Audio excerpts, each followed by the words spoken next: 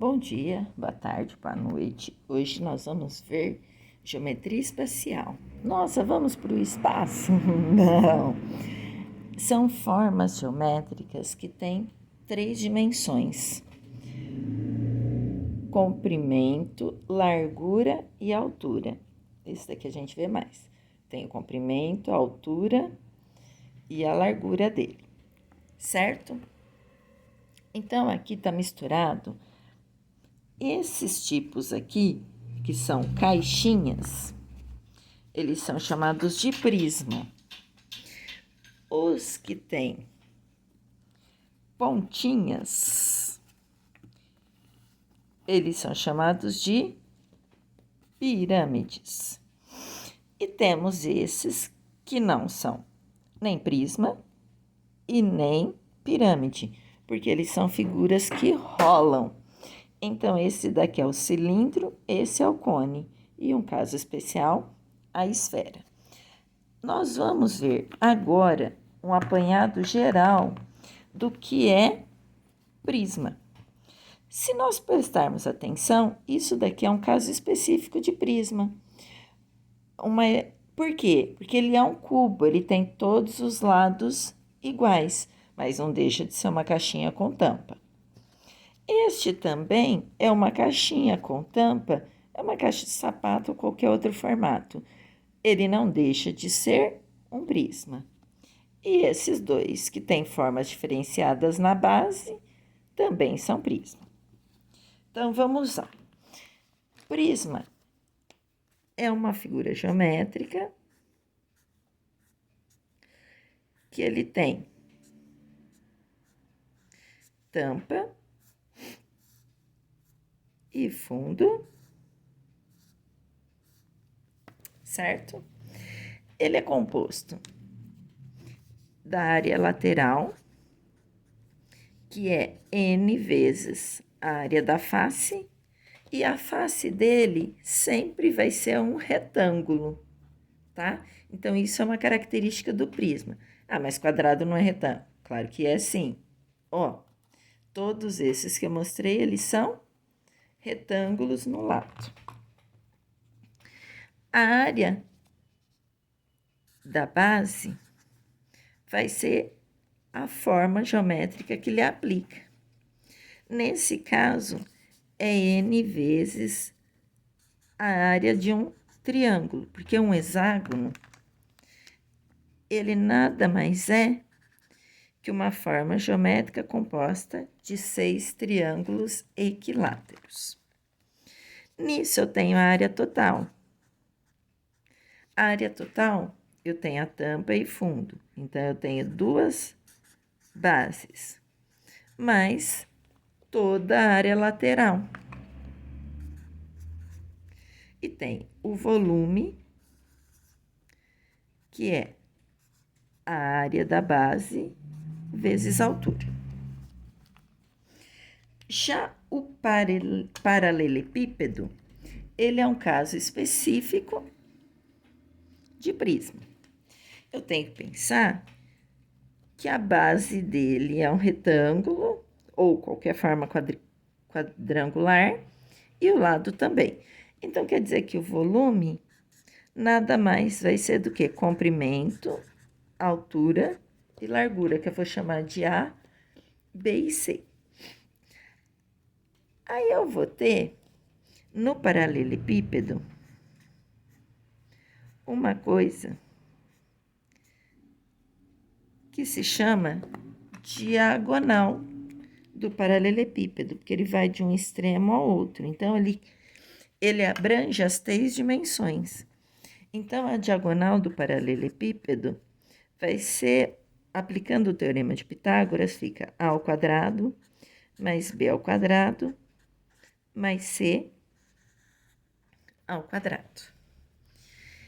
E a área total, eu vou ter esse triângulo, esse retângulo com esse, eles são iguais. Esse retângulo com esse, eles são iguais. E esse com esse, eles são iguais.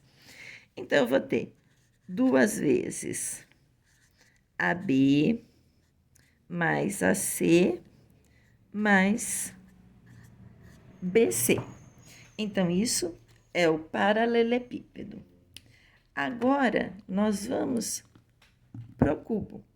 O cubo nada mais é que uma forma geométrica, como eu falei, tridimensional. Só que ele tem todas as arestas iguais.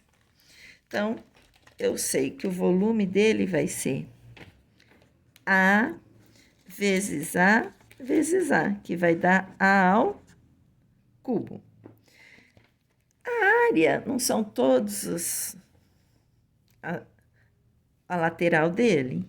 Então, a área dele será 6 vezes a área de um quadrado.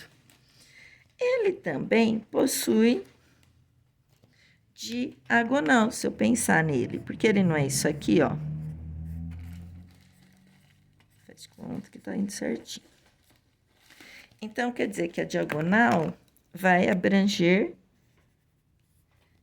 as 3 dimensões.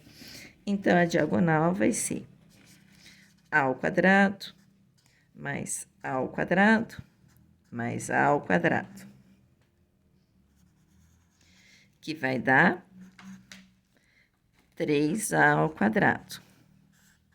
Lembrando que eu posso cancelar a raiz com esse 2, então a diagonal fica sendo A raiz quadrada de 3.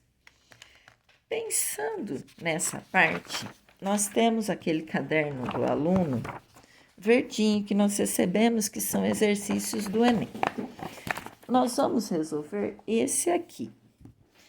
Ele fala que nós temos um paralelepípedo. Então, alguns objetos, durante sua fabricação, necessitam passar por um processo de resfriamento. Para que isso ocorra, uma fábrica utiliza um tanque de resfriamento, como mostrado na figura. O que aconteceria com o nível da água se colocássemos no tanque um objeto cujo volume fosse de 2.400 centímetros cúbicos? Então, vamos resolver essa questão 65 do nosso caderno, que é uma questão do Enem. Então, vamos lá.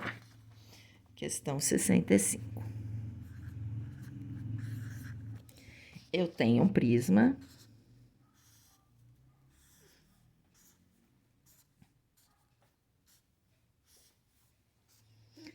E dentro desse prisma, eu tenho água dentro dele até aqui. Eu sei que ele todo, aqui, ele tem 25 centímetros. Aqui ele tem 30 centímetros. E aqui ele tem 40 centímetros. Quer colocar um objeto, não importa a forma dele, mas eu sei que o volume dele tem 2.400 centímetros cúbicos. Eu tenho que lembrar que na hora que eu colocar o objeto aqui dentro, o que vai acontecer com a minha água? Ela vai subir a quantidade que representa o volume do objeto colocado. Então, eu poderia achar o volume do paralelepípedo, mas não há necessidade, porque eu quero saber só a quantidade de água que vai subir quando eu colocar nesse objeto. E como eu tenho volume, toda vez que eu tenho uma fórmula, é por ela que eu começo. Então, o volume não vai ser A vezes B vezes C, ou área da base vezes altura. O volume é 2.400. Então, eu venho aqui, coloco os 2.400. Veja que eu não me preocupei com as unidades, porque todas estão em centímetros. A base não tem esse formato aqui, de 40 por 30. Então, eu vou fazer a área da base, vai ser 40 vezes 30, e eu quero saber só quando eu jogo o objeto que vai acontecer. Então, dentre as alternativas, falou em todas que vai subir, e realmente ele vai subir, porque eu coloco alguma coisa, a gente sabe que a água sobe. Então, eu venho aqui, 24, 40 vezes 30 dá 1.200. Vou passar esse 1.200 para cá, dividindo. Simplifico.